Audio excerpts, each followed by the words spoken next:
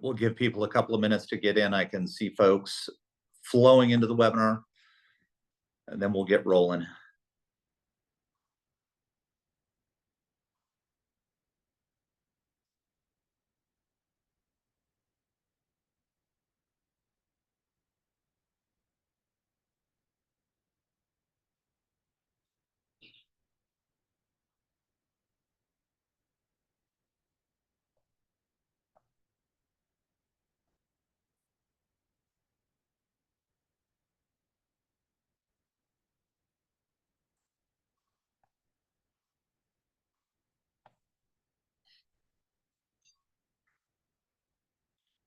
For those of you who are just joining us, I still see quite a few folks flowing into the webinar, so we'll give them a few minutes.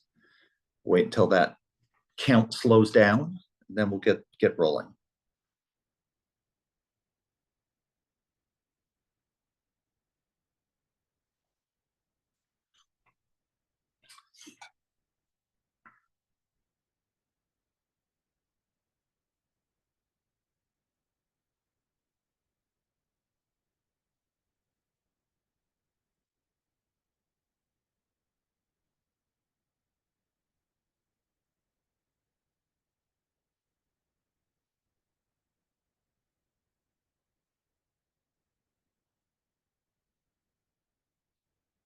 Okay, it looks like most folks have joined us at this point.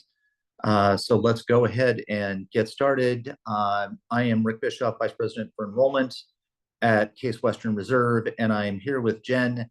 And is it D'Amico? Am I pronouncing it correctly? You are, D'Amico, thanks. Okay, awesome. From Human Resources, and we are here to talk about the faculty staff tuition waiver and tuition exchange today. The bulk of the time is going to be spent on tuition exchange because that's actually the more complicated resource to understand. And so, yes, that's what I just said. Faculty staff tuition waiver and then tuition exchange. And I'm going to turn it over to Jen to talk about the faculty staff tuition waiver for a few moments. Thanks, Rick. Welcome, everyone. So I'm here to explain the tuition waiver benefit in case our children want to take classes here at Case Western Reserve University. It's a great benefit, and I'm happy to help answer questions so that everyone could take advantage of it. So for folks, faculty, and staff who are at least at a 50% full-time equivalent, you may be eligible for this. There are a few caveats, and we've got a lot of information out on our website. So you can, if you have a question about your role with the university and if it's eligible, feel free to reach out to myself. Then we have some dates to watch for. So folks who have been employed here prior to August 1 are eligible to use the waiver in the fall semester. Folks hired between August 1 and January 1 are eligible to use the waiver for your spring semester courses, yours, your dependents as well. The waiver is prorated if you are working part-time and you apply to your program first. So your student would apply for their program first, register for courses, and then you complete the tuition waiver paperwork, and that's explained on the website. We do have an application you complete as well as a dependent affidavit once a year that gets turned in as well for your kiddos. We can move to the next slide, please. Thank you. The waiver will cover 100% of the tuition for our undergraduate coursework. There is a limitation of 8 semesters if they're going full-time or 120 hours if they're coming part-time. This, generally speaking, will cover most of the programs here at Case Western Reserve. However, there are some programs that may be more, and please reach out to me if you've got questions with that. I'd be happy to discuss it. As far as what it will not cover, so any coursework that is outside of the university's general bulletin, it will not cover. So while this says secure certificate programs as a whole, there are many certificate programs now that incorporate coursework from the university bulletin. And those specific courses would be covered by the waiver. So if you have questions about that, let me know, because that does get confusing. And then we just need the waiver paperwork in by the first day of classes, and they will post to the student's account in that period between the ad drop, before the ad drop deadline. And we can't combine it with other tuition benefits. So that limitation is for all the benefits. And that's what I have, but please reach out if you have questions. Thanks, Rick. All right, thank you, Jen. Let me run through a couple of things. If you have a student who will be applying for undergraduate admission this year, faculty, staff, children are eligible to apply for any of the application deadlines that we have. And of course, we have many early decision, and we have two versions: early decision 1, early decision 2, early action, PPSP, or regular decision.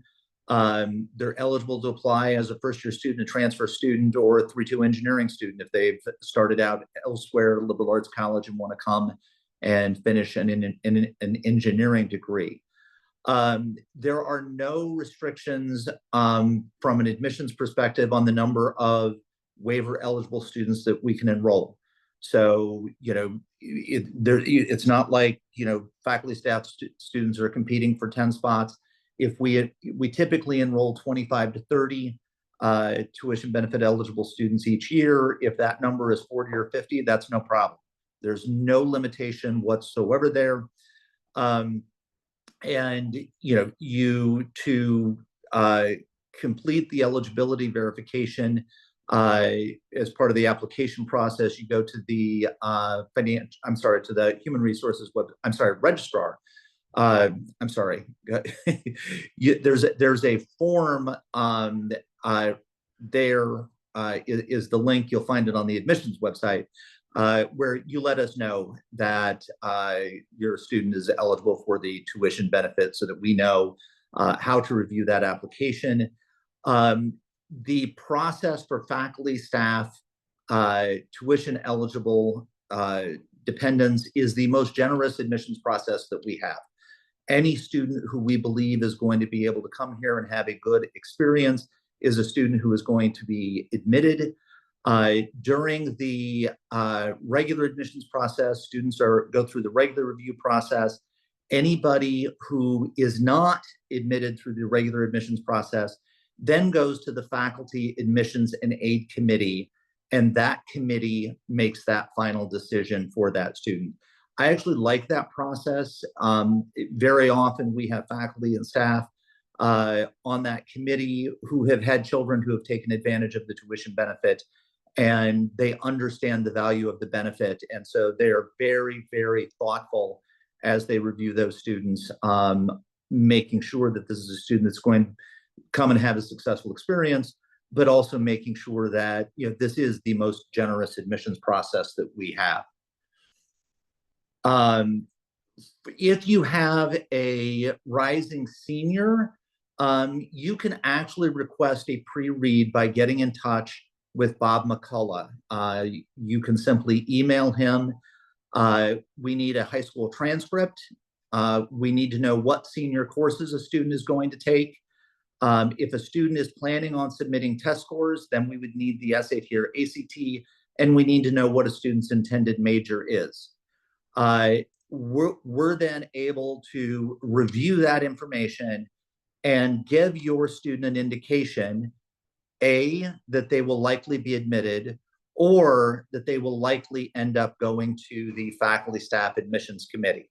Again, we don't make any determination of no, a student is not going to be admitted, because those students always have to go through that committee.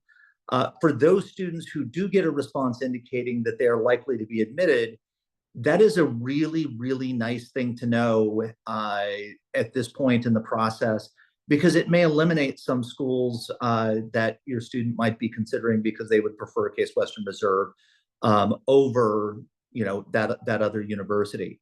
So for those of you who have rising seniors now, or kind of in that summer before they start their senior year, do get in touch with Bob and let him know that your student would like a pre-read, and we will go ahead and get that done. Okay, tuition exchange. I will be upfront with you. I am actually a parent whose child was able to take care of a tuition exchange scholarship. He is entering his senior year at Skidmore College and understand very, very clearly the benefit of a tuition exchange scholarship. Tuition exchange, it's not a benefit. There's no guarantee. You know, your student is eligible to apply for a scholarship at the participating institutions. The decision about whether to award a scholarship or not is up to the participating colleges and universities. There are more than 700 of them. You can go to the tuition exchange website and you will see a very, very lengthy list of all of those institutions. In my own experience looking at tuition exchange, my son applied to 2 tuition exchange universities, or colleges and universities. At one university, he did not get a tuition exchange scholarship. At Skidmore College, where he is finishing this year, knock on wood, he was awarded a tuition exchange scholarship. We have no influence over whether a student is selected by that institution or not. To be eligible, essentially, students who are eligible for the faculty staff tuition benefit are also eligible for tuition exchange. The one difference is the staff member needs to be a full-time staff member and eligible for 100% of the tuition benefit. Dependent child, they must meet the dependent child criteria defined for the faculty staff tuition waiver. And we can certify for tuition exchange first-year students, transfer students, or continuing undergraduate applications. And eligibility is verified each year by the sending institution. So we verify each year for students who are receiving a tuition exchange scholarship at a participating college or university that the staff member continues to be employed and the student continues to be eligible for tuition exchange. So the scholarship minimum, for public universities, let me back up a minute. The word varies and it depends is going to be used a lot in the next few slides. And that's because every college and university makes their own rules, their own deadlines, based on their own desire for how they want to run tuition exchange. For public universities, typically, not always, but typically, it would be full tuition for an in-state resident and half tuition for out-of-state. It might vary from that. And this is where you've always got to check with the college or university that you're interested in to find out exactly what they're doing. For private universities, for the fall of 2024, it is a minimum of a $42,000 scholarship for universities with tuition above $42,000. That's a really nice benefit when you look at particularly the cost of many private colleges and universities than these days. The actual tuition might be higher than the scholarship. Our tuition for this next year, I think, is $66,000, and a student coming here would receive the $42,000 scholarship, so that it doesn't cover the entire tuition, but it covers 2/3 of that tuition. There are some institutions that set that scholarship amount higher than the $42,000 minimum. And again, check with the college or university to make sure what that amount is and kind of what their scholarship is. And then make sure that you also understand, there's tuition. And if you haven't been kind of engaged in the college process in recent years, yes, you've got tuition. There may be fees that a college or university may charge, but then you've got room and board and books and living expenses. And at many private colleges and universities, and at some publics, those additional costs can be, $18,000 to $20,000 or more these days. It's not, room and board isn't what it was back when I was in college and starting in 1985. It's gone up a lot since then. So make sure you're paying very careful attention to the kind of full cost of attendance, and finding that information for any of the schools that you're looking at. Typically, a tuition exchange scholarship is going to be for 8 semesters. Again, you're going to want to confirm with the host college or university exactly what their policies are, to make sure that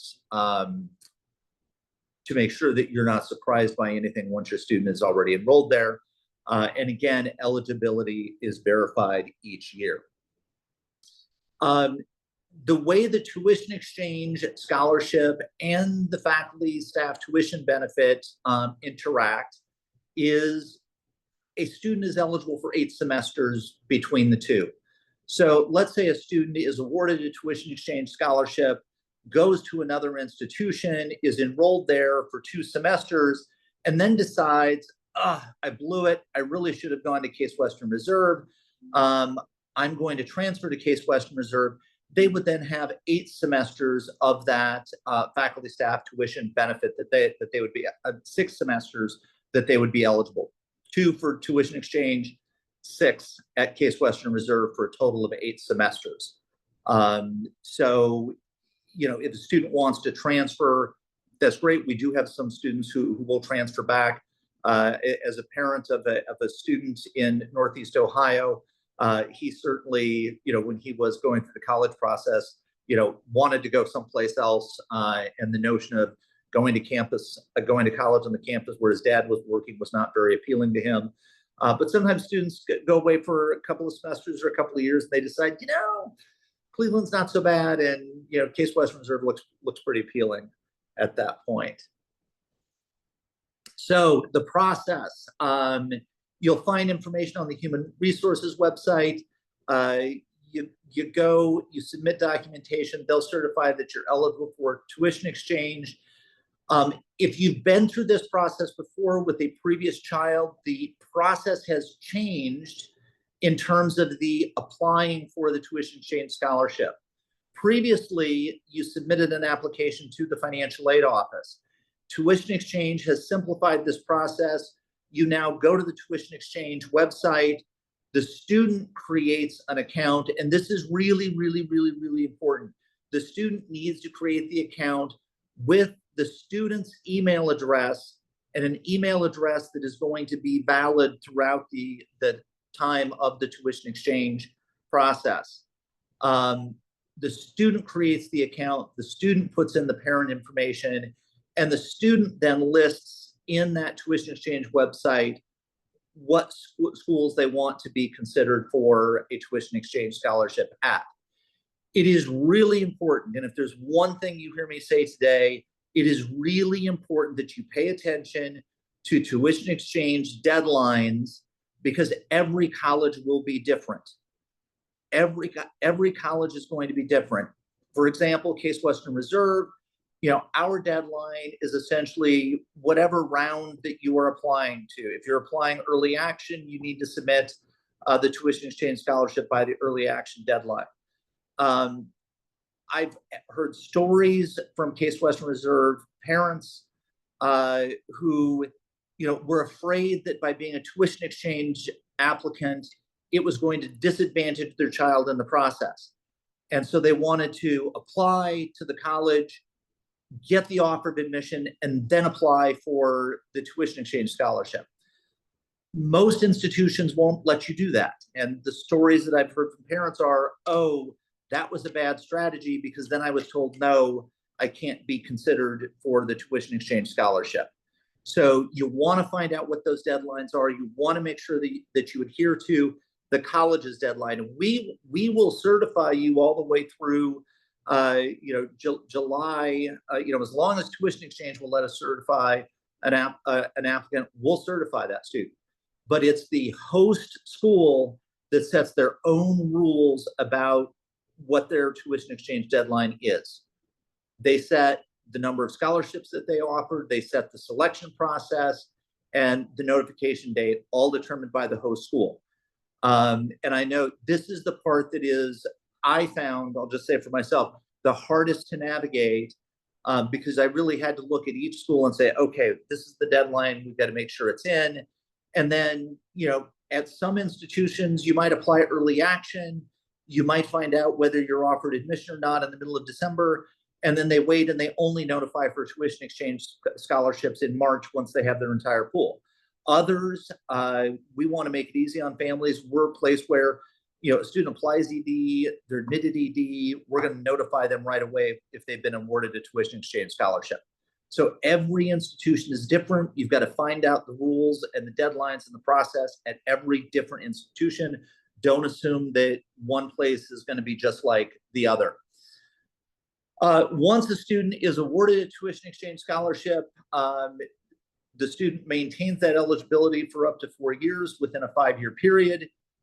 We recognize that students may step out, for a semester, for a year. That's fine. You don't have to go through a new process here. If the student is out for 3 consecutive semesters, then we need to go forward and recertify that student to make sure and kind of kick that process off again. Deadlines, and I know I'm harping a lot on deadlines, but the last thing I want is for somebody to not be considered for a scholarship before a deadline. We'll certify students all the way through July 1st, heading into that first year of college. That is usually going to be after the deadline for most of the host institutions. Pay attention to those deadlines, and it is, a 99.9% chance it's going to be earlier than our deadline. All right, and with that, I am going to open up the Q&A. If you have questions, go ahead, type them into the Q&A section. It's a question here. My son wishes to be a history teacher, which at CWU would require a history major obtaining teacher license certificate on top of that.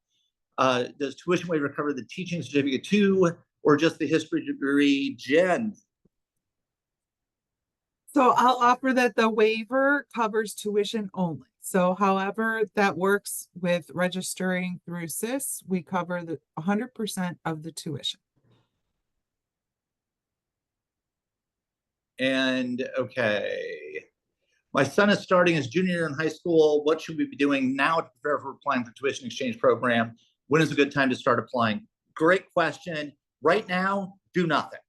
For a student going into the junior year, what you want to do is really in July or August, as soon as it opens up, of going into their senior year. So put on your calendar August 1st of 2025 for your junior, start tuition exchange application and get that done right away.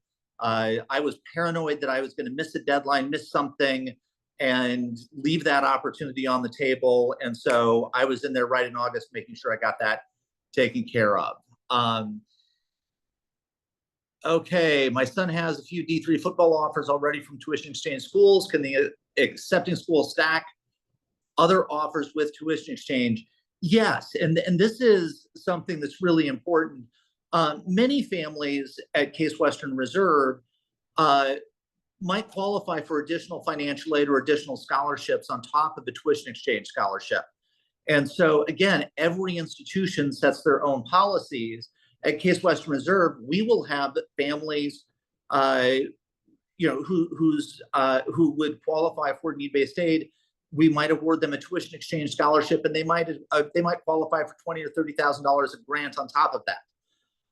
So again, check with the financial aid office at each of those individual schools to make sure that you're taking advantage of any other financial aid or scholarships that they may offer. Another question here, just again, don't wait until you're admitted to then pursue the tuition exchange scholarship. You want to find out what the school's deadline is, find out what their process is, and make sure that you are making sure that you're taking advantage of that.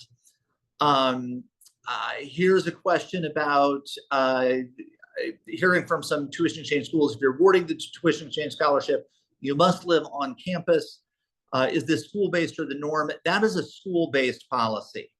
And so that's, that is a school who sets that on individual policy about whether students are required to live on campus or is allowed to live off campus. Let's see. My daughter is entering senior year of high school. When should we submit the information to Bob McCullough? Now, Bob is ready. He usually gets an uptick after this webinar, so he is standing by, watching his inbox. He knows that information is going to be coming to him, and we'll turn that out as quickly as we can. Would a student eligible for the tuition benefit at Case Western Reserve also qualify for additional financial aid? Yes, we will have tuition benefit eligible students every year who apply, and their financial need is such that they qualify for additional need-based aid. The Case Western Reserve tuition benefit supersedes all other scholarships that a student might have been eligible for consideration if their parent did not work here. So on the need-based financial aid, yes, but for merit scholarships, the tuition benefit supersedes all other scholarships. And Jen, here's a question I don't know the answer to. Is there an age cutoff for dependents to qualify for the CWRU tuition benefit? For the tuition waiver benefit, we defer to the IRS and how they define dependents. So we do have some more information on that online, but it goes well into young adulthood for the students. I don't have the specific age on hand, but feel free to email me and we could get you a specific answer. Okay, full-time for tuition exchange. Full-time for tuition exchange is 100%. Only an employee whose child would be eligible for 100% of the tuition benefit is eligible for tuition exchange. I've heard that family of students should cast a wide net with tuition exchange. On average, how many schools do students apply to? I tell you, that is going to vary wildly. And it's going to depend on the student. In my own son's experience, he applied to 4 colleges because two of them were tuition exchange schools that he would have preferred over Case Western Reserve. One of them was a school that has a relatively generous merit scholarship program. And he only applied to those 3 because he would have preferred Case Western Reserve. Case Western Reserve, of course, was at the top of my list, but he wanted to go elsewhere. Other students, if Case Western Reserve was a lot further down his list, he would have applied to more colleges. With tuition exchange, on the tuition exchange website, you'll find some data about each individual institution that'll give you some indication of, how generous an institution is with the number of tuition exchange scholarships that they offer. Some are relatively generous. I mean, historically, University of Pittsburgh on the public university side has enrolled a lot of tuition exchange students. Syracuse has enrolled a lot of tuition exchange Case Western Reserve students over the years. John Carroll here locally has enrolled a lot of students, a lot of our faculty staff students. So it varies wildly, and taking your time and doing your homework, checking out websites. There was one institution that gave a lot of information about the profile of successful tuition exchange students. My son might have been entered in that place, but we looked at their profile of tuition exchange students, and it was like, yeah, that's not my kid. I know enough about the admissions world and the profile information they were giving that he wasn't going to be competitive in that pool. So we didn't visit him. We didn't look at it. This is, a good scholarship opportunity, but yes, it does force you to kind of do some homework there. Okay, is there a link you can share to direct us to?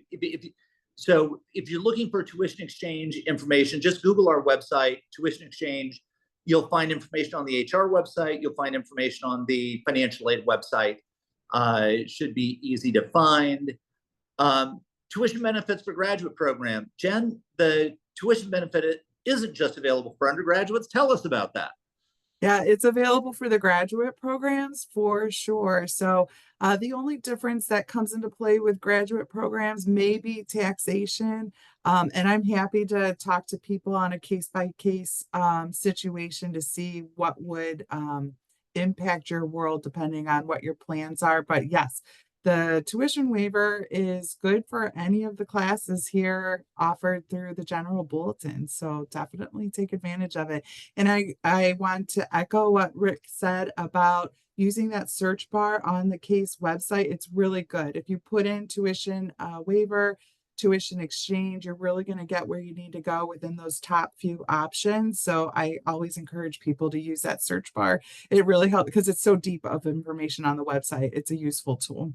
Yeah, and I just did this last week to make sure that the information was easily accessible. You'll find the forms and everything that you need right there if you Google it. Can my student use tuition waiver at CWU for summer classes only? So the answer to that, it depends if they're matriculating here at Case Western Reserve University. If they are not, then no, the waiver is not going to be helpful for them. But feel free to reach out to me and we could talk it through more. It just depends. There's some caveats with that. Okay, tuition exchange is only undergraduates. In our experience, what percentage of CWU dependents receive a tuition exchange scholarship? I know this varies. I hate guessing about things where there are right answers. I would, historically, if we were to look at data, we would probably see about a third of the students who certified as eligible for tuition exchange would end up enrolling at a tuition exchange institution with a tuition exchange scholarship. That doesn't mean that your chance is 1/3. It depends on how broadly you're applying to institutions. And the more selective the institution, the less likely that tuition exchange scholarship is going to be in that environment. When you look at the tuition exchange list, you will find that there aren't a lot of universities like us on the list. There are some, but you'll also find a lot of smaller, more regional institutions. And part of the reason for that is if you're a smaller, more regional institution where enrollment is harder, then tuition exchange is a lot easier to do because it's another way to bring students to you. And so, I went through the tuition exchange list a couple of months ago, looking at who was on the list. And particularly, if there are a number of really high quality liberal arts colleges that might be a little less well known, but, because I pay attention to what's going on in the higher education space because it's my job, really, really good places. If you're willing to kind of go beyond that list of places that, everybody's heard of. Okay, let's see, looking through.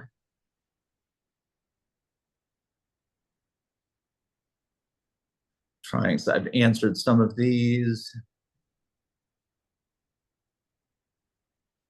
Okay, question about are dependent spouses eligible for tuition exchange? No, dependent children are. Let's see.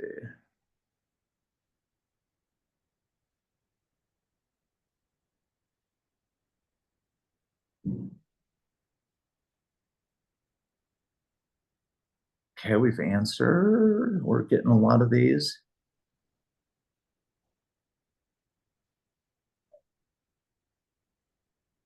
Okay, again, for the eligibility certification, Google tuition exchange, and you'll find that information on the HR site, how to do that.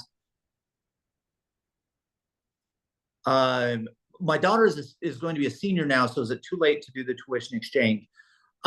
It is probably too late to do the tuition exchange, given that we are right at the beginning of the year. And for the institution where she's going to be a senior, there would be little incentive to offer a tuition exchange scholarship because they'd be giving up that revenue for that. So it is, you can call that institution and ask them specifically, but I would not, I would think that would be very, very unlikely.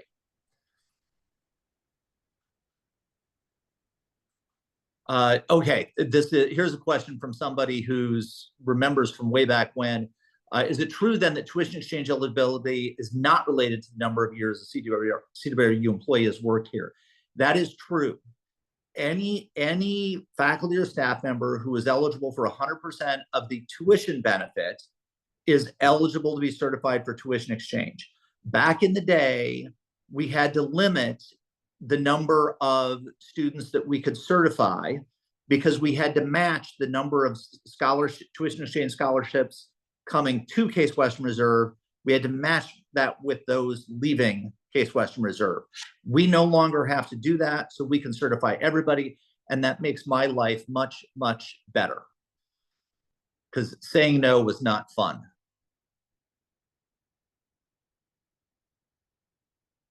Yeah, so to be clear, for those who are going to be seniors, now is the time that you want to start tuition exchange.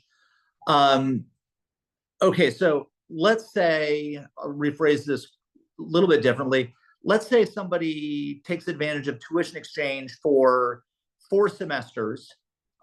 Maybe they were awarded a tuition exchange scholarship as an upper class student. Some institutions do that. So they used 4 semesters of tuition exchange. Well, that means they have 4 semesters of tuition benefit remaining. And let's say they want to come here and do a master's degree. Can they do that, Jen? Yes, they can. It is the 8 semesters. So again, we're going to talk about taxation at that point, but yes. Yes. So that's an awesome deal. I love saying yes to people. I'm only going to pick questions where the answer is yes. That's not true. Okay, and this is an important distinction. The tuition exchange application, essentially all your student is doing is raising their hand and saying, I want to be considered for a tuition exchange scholarship. They still need to apply to that college or university by whatever mechanism that college or university uses. Most commonly, that's going to be the common application. So yes, submit the application, meet all of those deadlines, and meet the deadlines for the tuition exchange application as well. My daughter was awarded the tuition exchange this year as an entering freshman. I don't need to reapply next year, correct? No, you don't need to reapply. Only recertify with HR. And yes, this is something, because I sometimes forget things, and if I were to screw this up, I'd be in big, big trouble in my house. Our financial aid office will actually reach out to you every summer to say, hey, just want to make sure your kid's going back to whatever the college they're going to. But I would usually at the beginning of the summer just reach out to our financial aid staff just to say, just want to make sure there's nothing I need to do, right? Just to be reassured. They don't mind hearing that from you. Okay.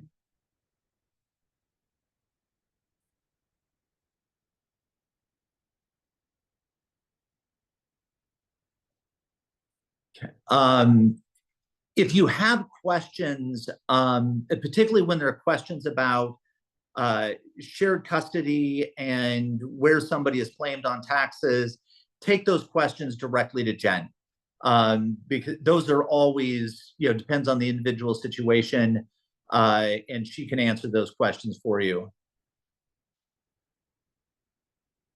And again, if a student has a tuition waiver and they come to Case Western Reserve and they have an outside scholarship from some other place, as long as that other scholarship, whoever the awarding organization is, allows that to be used for something other than tuition, that's fine with us. Sometimes scholarship awarding organizations will require that it only be used for tuition.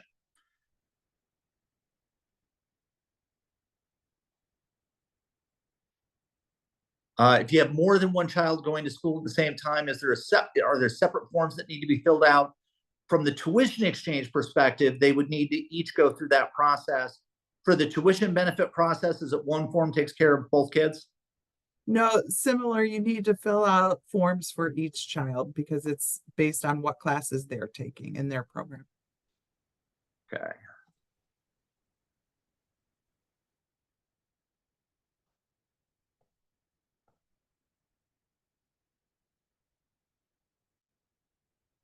Okay, seeing mostly questions that I've already answered here.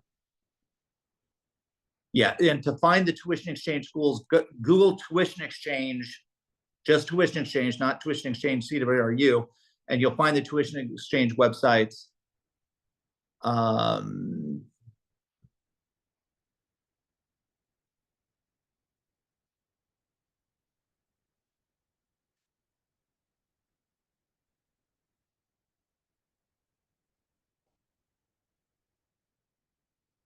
Okay, here, I've answered this, but I want to make this very, very clear. Do the children of the CWRU employees get any benefit of the doubt when it comes to admittance? Does their intended major make a difference? I applying to be a history major versus a chemical engineer. Yes, as I said, this is the most generous process.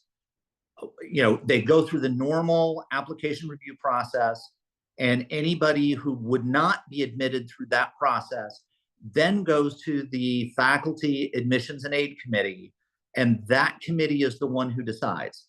And when they are looking at those applications, I mean, the question is it in the best interest of this student to be at Case Western Reserve? And yes, the question of studying what they want to study. I can tell you in my own experience, if my son would have wanted to be an engineer, the faculty staff admissions committee would say no to him because he was in no way prepared to be an engineer. Fortunately, he didn't want to be an engineer, wants to do business. So yes, I mean, they are looking at those applications, and it's not, oh, we're very selective. It is it in the student's best interest to be here and to study what they want to study?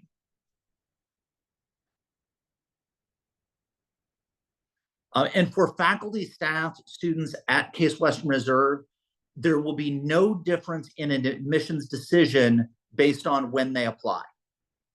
You know, if you apply early decision or you apply regular decision or anything in between, again, because is it in the best interest of the student to be here? And if the answer to that question from the faculty admissions and aid committee is yes, it's not going to matter when they applied for that. So, okay. All right. Boy, lots of questions. Nice audience today. I would encourage you, feel free, if you've got specific questions about tuition exchange, feel free to reach out to me. My email address is easy to find on our website, or rwb74@case.edu. Or feel free to reach out to Jen if you've got questions about the tuition benefit. All right. And yes, this is being recorded and it will be posted up on our website, but feel free to reach out with individual questions. And thank you very much and have a great rest of the week. And our new students arrived this weekend, so campus is about to get a whole lot busier. Thank you.